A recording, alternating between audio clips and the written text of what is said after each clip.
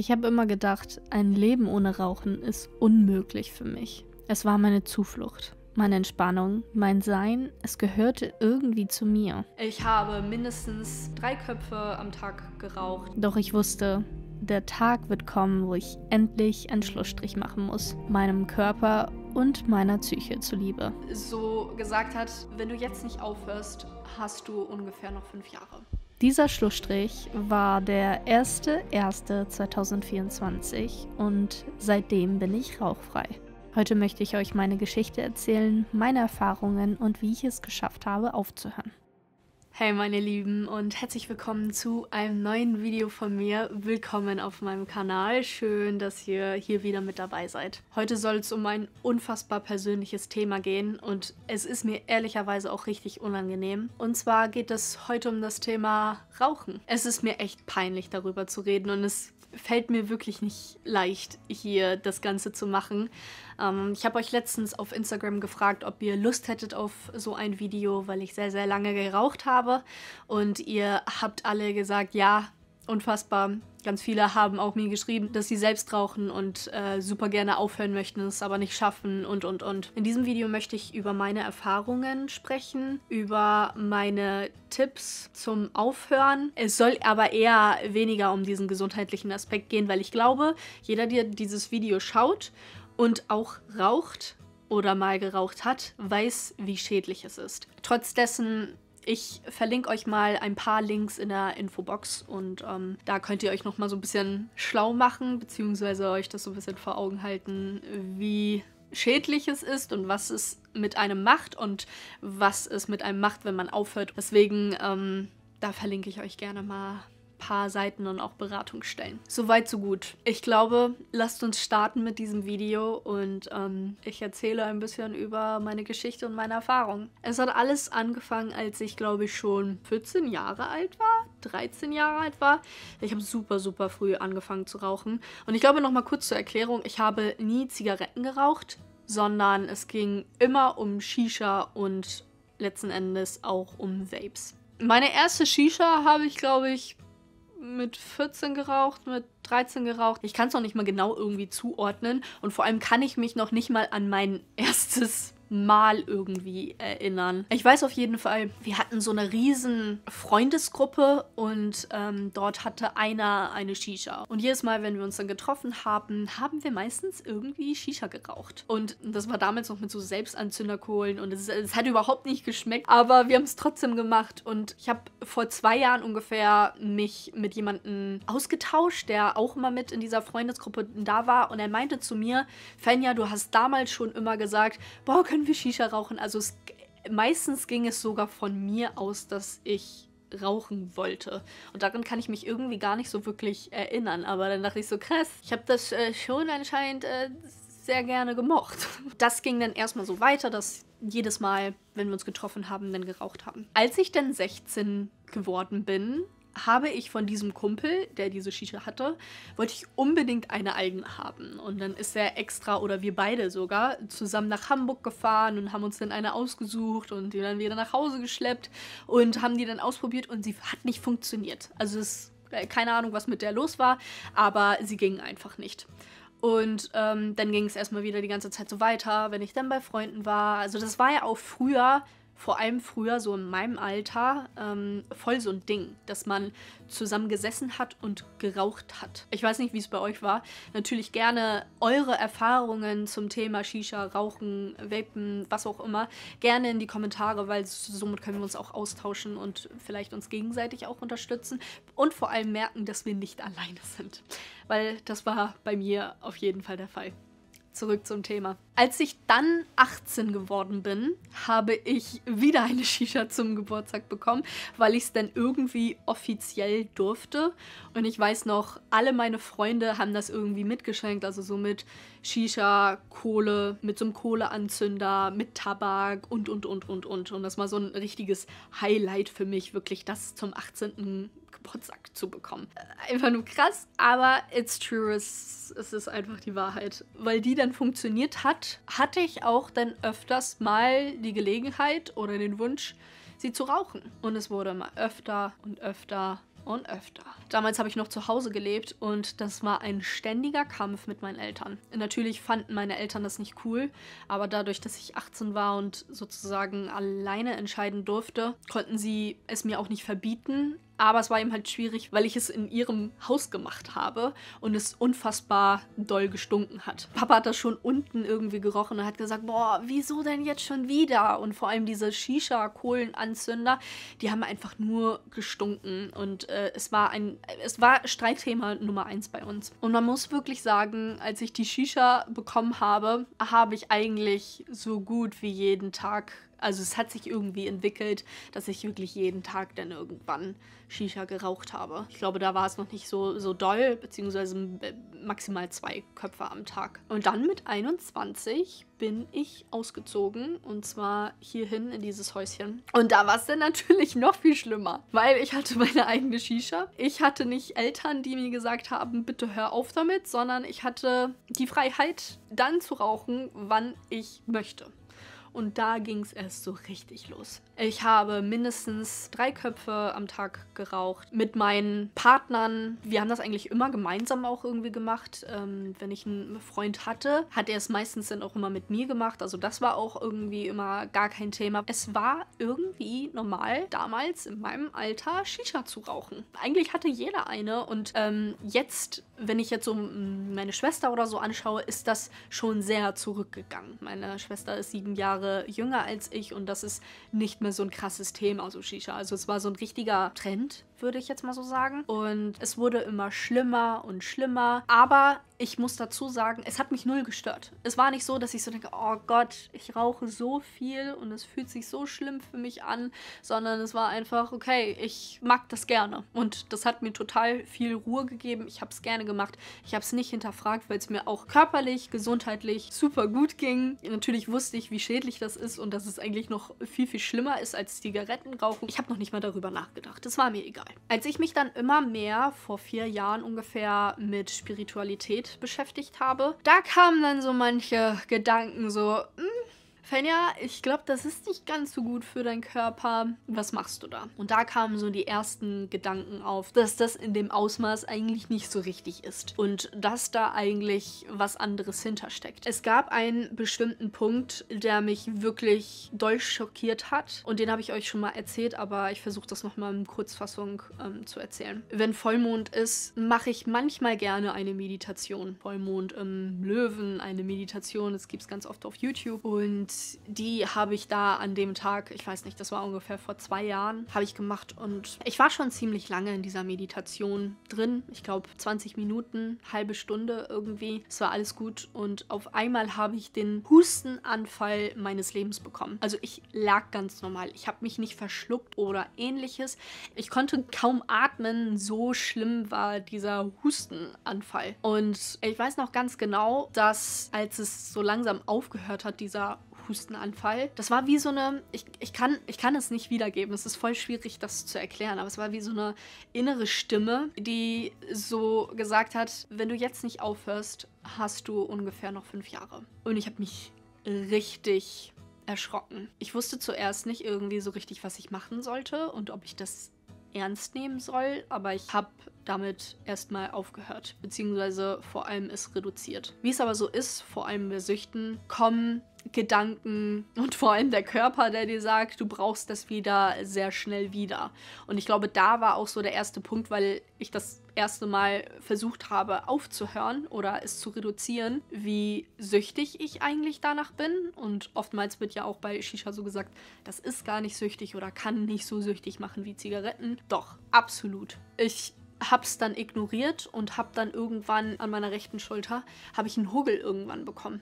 Ich habe mir nichts dabei gedacht, weil ich so dachte, keine Ahnung, ist das irgendwie ein Muskel, der rauskommt oder keine Ahnung was. Wie gesagt, ich habe es ignoriert. Auf jeden Fall bin ich zum Arzt gegangen und der hat sich das dann angeschaut und er meinte so, Fenja, oder Frau Klintwort war das sogar, das ist ein Tumor. Und ich so, wie? das ist ein Tumor. Also ja, das schaut gutartig aus, aber ich würde das trotzdem mal abklären. Ich bin dann zum MRT gegangen. Es war ein gutartiger Tumor und er wurde mir dann entfernt im Krankenhaus und das war natürlich ein Warnsignal, vor allem für mich, so, Fenja, hör auf damit, lass es sein.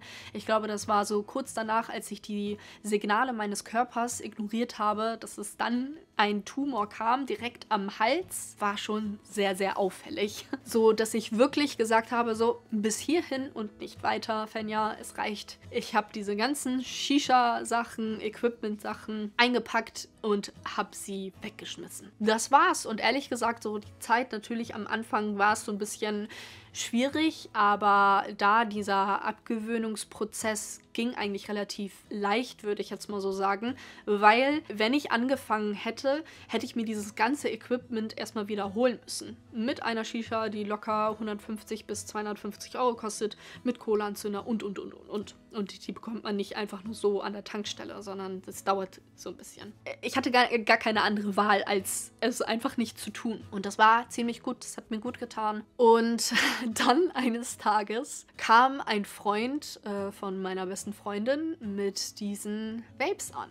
Ich habe das ausprobiert und ich habe es vorher da noch gar nicht ausprobiert. Das war da so mein erstes Mal und ich dachte so, Gott, was ist das denn? Ich habe daran gezogen und ich hatte total den Hustenanfall und dachte so, okay, das ist eh nichts für mich. Also wenn Shisha, aber nicht so welche Vape-Teile. Er hat uns trotzdem ein paar davon geschenkt und meinte so, nimmt sie einfach mit. Und die hatte ich dann einfach in meiner Schreibtischschublade und habe sie einfach nicht angerührt. Und dann kam irgendwann so ein richtiges Tief bei mir oder ich war einfach nur gestresst. Und dann kam so ein Gedanke, hey, du hast da doch noch diese Dinger in der Schublade, probier es doch noch mal aus. Weil für mich Shisha-Rauchen damals auch so verknüpft war, immer mit Entspannung und runterkommen und einfach mal ein bisschen chillen. Und genau das Gleiche ist dann auch ausgelöst durch diese Dinger, dass ich so gedacht habe, na komm, Fenja, probier's doch mal aus. Und ich habe es dann gemacht und auch wenn ich gehustet habe und es ist eigentlich meinem Körper sozusagen es abgestoßen hat, hat's mir irgendwas gegeben. Und dann habe ich dieses Vape-Teil aufgeraucht irgendwann und dann bin ich mal zur Tankstelle gefahren, habe mir mal eine andere Sorte geholt und dann hat sich das so langsam eingeschlichen, dass ich irgendwann dann Vape-abhängig geworden bin. Von einer Sucht in die andere. Ich habe es aber vor sehr, sehr vielen Freunden und Bekannten einfach verheimlicht und versteckt, weil es mir auch irgendwie unangenehm war und ich auch das Gefühl hatte, es passt gar nicht irgendwie zu mir und zu meinen Werten und zu meinen, wer ich bin. Und dann mit diesen Plastikteilen, die auch noch übelst schlecht für die Umwelt sind. Es ist mir einfach hart unangenehm gewesen, irgendwie das zu rauchen und auf der anderen Seite ist aber irgendwie zu mögen. Ich glaube, das habe ich dann mindestens ein Jahr gemacht und es war noch so viel schlimmer als Shisha. Ich will nicht damit sagen, dass Shisha gut ist, auf gar keinen Fall. Und ihr wisst es ist alles nicht gut für den Körper. Aber Vapes rauchen war umso schlimmer, weil ich es überall machen konnte. Bei Shisha war ich angebunden zu Hause. Aber Vapes, ich habe es im Auto gemacht. Ich habe es draußen, wenn ich rumgegangen bin, wenn ich bei Freunden war, wenn ich, keine Ahnung, man konnte es irgendwie auch überall machen und vor allem hatte man noch nicht mal so Begrenzungen wie Zigaretten, weil da gibt es auch richtig so Schilder, okay, hier darf man nicht rauchen. Das gab es einfach bei Vapes nicht. Man konnte es eigentlich rein theoretisch überall machen und das ist auch die Gefahr, dass es so leicht in dieser Bedienung war. Einfach kaufen und loslegen. Und bei Shisha ist das ja ein viel, viel anderer Prozess. Und ich habe gemerkt, weil ich so viel öfter gemacht habe und eigentlich irgendwie gefühlt nur noch daran genuckelt habe, dass ich es eigentlich gar nicht mehr machen möchte. Und irgendwann habe ich dann versucht aufzuhören. 2 Tagen, ich habe wieder angefangen. Dann wieder einen Monat später wieder versucht aufzuhören, wieder gefailt. Und von Mal zu Mal schlich auch sich so dieser Gedanke in mir ein. Und das ist so krass bei dieser Sucht, dass ich so dachte, Fenja, anscheinend ist das dein Schicksal, einfach Raucherin zu sein.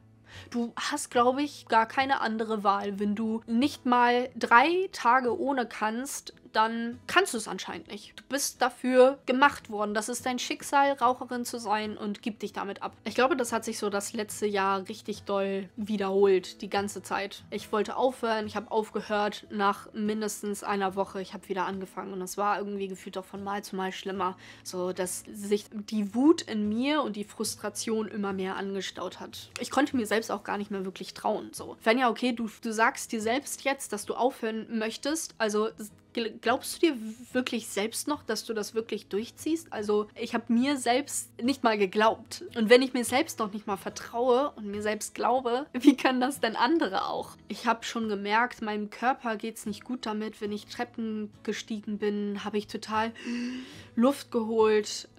Ich habe es auch gar nicht mehr irgendwie richtig gemocht, die ganze Zeit da so dran zu nuckeln. Und vor allem hatte ich so richtige Anfälle, vor allem wenn es mir nicht gut ging und ich keine Vape gehabt habe. Also es hat irgendwie noch so eine Angst in mir gefördert. Und dann habe ich letztes Jahr gesagt, das war im Dezember, Fenja, du hörst jetzt auf damit, es ist Schluss. Es ist wirklich ein für alle Mal Schluss. Das war am 31.12.2023. Wir haben jetzt April, glaube ich. Und ich bin jetzt 4 Monate Vape-free, Shisha-free und habe aufgehört. Und so lange habe ich es noch nie geschafft. Was mich auch wirklich echt stolz macht, mir aber trotzdem immer noch jetzt sehr viel Angst macht, doch irgendwann wieder anzufangen eventuell. Es war einfach so, okay, ich kann nicht mehr. Und an diesem Punkt war ich schon öfter, aber vor allem dieser Neujahresbeginn, und ich halte eigentlich nicht so viel von Vorsätzen, aber dieses so wie so ein Buch schließen, wie so 2023 und die davor sind einfach fertig und jetzt fängst du ein neues Kapitel an,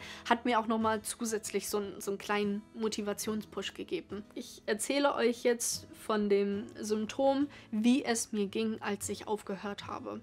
Und ich kann euch sagen, es war die Hölle. Es war so schlimm. Die ersten 3 Tage, also der erste Tag ging, der zweite Tag war auch noch okay. Der dritte Tag war der schlimmste Tag oder eines der schlimmsten Tage meines Lebens körperlich. Ich habe geschwitzt, ich habe gezittert, ich war super schlecht gelaunt, ich war super doll gereizt. Also der dritte Tag war der einfach schlimmste. Und danach wurde es immer besser. Als ich die erste Woche geschafft habe, war es immer noch so, okay, ich kann nicht mehr. Aber da haben dann vor allem die körperlichen Symptome aufgehört. Und die psychische Komponente ist eigentlich noch viel schlimmer, weil ich glaube, nach einer Woche, oh, ich kann's euch nicht sagen, also ich glaube, nach 3 Tagen, nach 48 Stunden oder irgendwie so ist das Nikotin in deinem Körper abgebaut. Und irgendwann nach 20 Tagen oder 14 Tagen baut der Körper das Nebenprodukt oder das Ausscheidungsprodukt oder so. Ich verlinke euch gerne mal so ein Video unten in der Videobeschreibung. Da erklären die das nochmal ein bisschen genauer, was das Nikotin macht und wann es abgebaut ist, wann du welche Symptome spüren kannst. Und das Ganze ging immer bis zu dem Zeitpunkt gut. Aber wenn es mir schlecht ging oder irgendwas passiert ist in meinem Leben, hatte ich immer wieder das Bedürfnis, fahr sofort zur Tankstelle und hol dir was. Und da waren so die ersten Momente, wo ich realisiert habe, da steckt mehr hinter als nur die Sucht. Of course, weil bei allen Süchten oder was auch immer im Leben uns begegnet, steckt auch ein tieferer Grund. Da habe ich gemerkt, dass ich das Gefühl hatte, ich kann mit meinen Emotionen nicht alleine fertig werden. Anscheinend habe ich das Gefühl, nicht mit meinen Gefühlen alleine klarzukommen. Ich habe das Gefühl, ich habe es mir antrainiert über die Jahre, immer dann, wenn es mir schlecht ging oder wenn etwas passiert ist, etwas da zu haben, was mich in meinem Kopf dachte, dass es mich runterfahren lässt und mich nicht alleine fühlen lässt, wie die Shisha. Runterkommen, ankommen, wie die Vape in allen möglichen Lebenslagen. Und ich glaube, da war so der erste Anreiz, okay, ich glaube, du weißt, was deine Aufgabe jetzt gerade ist und was du lernen darfst und was du von dieser Erfahrung, von dieser Sucht annehmen darfst. Und zwar, dass du niemanden brauchst, außer dir selbst, der dir das Gefühl gibt, dass alles okay ist. Du brauchst natürlich nicht irgendein Plastikding, um mit deinen Gefühlen klarzukommen. Du brauchst nicht irgendeine Rauchwolke, um tief durchzuatmen. Weil das ist es ja vor allem so bei Shisha, beziehungsweise es war bei mir so, dieses tief durch ein- und ausatmen. Du kannst auch so dir die Zeit nehmen, um tief ein- und auszuatmen. Da zu dem Zeitpunkt wusste ich dann, okay, das steckt dahinter und das darfst du lernen. Was mir besonders geholfen hat, und jetzt kommen wir so zu ein paar Tipps, ist einmal dieser Kalender hier. Irgendwie brauchte ich etwas, wo ich jeden Tag mir einen Haken setzen kann. So, Fenja, das hast du geschafft. Und das habe ich jeden Tag gemacht. Und das hat mir so richtig so eine Art Motivation gegeben. Ich glaube, ganz, ganz viele nehmen so welche Helferchen, wenn sie aufhören möchten mit Nikotin. Aber ich habe für mich entschieden, ich will komplett einmal einen kalten Entzug machen. Also ich wusste, wenn ich zum Beispiel Vapes nehme ohne Nikotin oder irgendwelche anderen, die anscheinend super gut sind und nicht schädlich, dass es mich in eine andere Sucht irgendwie reinbringt. Ich wollte auch diese Bewegung nicht mehr machen. Ich habe aber auch keine anderen Erfahrungen mit so welchen Nikotinersatzprodukten. Kann ich nicht zu sagen. Was mir ebenfalls geholfen hat, ist dieses Gefühl von nicht alleine sein. Denn ich habe auf TikTok jeden Abend Seiten angeschaut, Erfahrungsberichte mir angeschaut, wie andere aufhören und wie es anderen geht. Das hat mir so unfassbar doll geholfen. Ich blende euch mal einen richtig tollen Kerl ein auf TikTok. Sein ganzer Content dreht sich irgendwie nur um das Thema Nikotin aufhören. Und der hat mir unfassbar geholfen. Jedes Mal, wenn ich das Gefühl hatte, ich brauche das gerade oder ich bin gestresst oder ich fahre jetzt zur Tankstelle. Ich habe mir seinen TikTok angeguckt und es hat mir ein Gefühl von nicht alleine sein gegeben. Und auch noch war es, mit anderen darüber zu sprechen und meine Umgebung irgendwie zu aktivieren, weil dadurch, dass das mein Umfeld gar nicht wusste, habe ich so gesagt, hey, ich höre gerade auf, und so war es und es war mir total unangenehm und ich konnte irgendwie nicht anders und irgendwie habe ich mich dadurch, dass ich es gesagt habe, auch viel, viel leichter gefühlt, weil ich so die Wahrheit irgendwie ausgesprochen habe. Und jetzt bin ich hier schon über 4 Monate rauchfrei und mir könnte es besser nicht gehen. Ich hätte wirklich nicht gedacht, dass ich wirklich an diesen Punkt komme, dass ich wirklich sagen kann, ich habe aufgehört und mir fehlt nichts. Weil mein ganzes Leben lang, irgendwie fühlt es sich schon mein ganzes Leben lang an, weil ich habe mit 13 angefangen und jetzt bin ich 26 und es hat mich echt schon eine ganze Zeit begleitet. Und ich fühle alle diejenigen, die sagen, das ist richtig schwer, damit aufzuhören. Du brauchst diesen unbedingten Willen, egal was geschieht, weil so wie du dich in den ersten 3 Tagen fühlst, wird es nicht für immer sein. Gib dir ein paar Tage mehr. Gib dir selbst die Chance, wirklich zu beweisen, dass du es kannst. Weil ich sag's euch, wenn ich es kann und ich war hardcore süchtig, schaffst du das auch. Ganz sicher. Ich 3 Köpfe am Tag geraucht und 2 Vapes in der Woche, schaffst du das auch. Und auch körperlich ist es einfach so angenehm, weil ich ganz doll merke, wie viel freier sich meine Lunge anfühlt und wie viel freier ich atmen kann und dass ich nicht so doll aus der Puste bin und dass ich vor allem Lust habe, mich zu bewegen, beziehungsweise meinen Körper zu bewegen. Und das war vorher irgendwie gar nicht so, weil ich mich auch oftmals innerlich voll eklig gefühlt habe. Es war irgendwie auch so eine Last, die ganze Zeit etwas dabei zu haben, irgendwie, dass ich ohne etwas anderes nicht kann. Und es fühlt sich einfach jetzt freier an in mir und dass ich nichts brauche. So. Und dieser Gedanke hat mir auch oftmals geholfen, ist, es gibt Menschen auf dieser Welt, die auch ohne können, die nicht rauchen. Also es geht ein Leben ohne Rauchen. Das war für mich so unvorstellbar, dass Menschen glücklich sein können, ohne zu rauchen. Ich habe keine Ahnung, ob ich wirklich alles in diesem Video erklären konnte und meine Erfahrungen mit euch teilen konnte. Alles zusammengewürfelt, weil das ist das erste Mal, dass ich mir gar keine Notizen gemacht habe, sondern einfach frei raus erzählt habe. Bin einfach ganz doll stolz auf mich. Ich hoffe so sehr, dass ich ein paar Menschen erreichen konnte mit diesem Video, dass meine Erfahrung irgendjemanden berührt hat und dass meine Erfahrung irgendjemanden erreicht hat. Denn, wie ich euch schon gesagt habe, mir hat es unglaublich geholfen, jemand anderen zuzuhören, wie es ihm ging. Und dieses Gefühl von nicht alleine sein ist einfach nur wertvoll. Deswegen, wenn du dabei bist, mit Nikotin oder was auch immer aufzuhören, du bist nicht alleine. Und wir sollten über diese Themen noch viel, viel öfter sprechen, finde ich. In diesem Sinne, ihr Lieben, lasst uns gerne unten in den Kommentaren austauschen. Oder wenn du dich nicht traust, schreib mir gerne eine Nachricht auf Instagram. Ich wünsche euch einen wundervollen Tag noch. Wenn euch das Video gefallen hat, dann gebt dem Video doch sehr, sehr gerne einen Daumen nach oben. Und wenn du noch nicht Abonnent oder Abonnentin dieses Kanals bist, das jetzt auch sehr, sehr gerne zu tun. Bis nächste Woche. Bis auf bald. Fenja.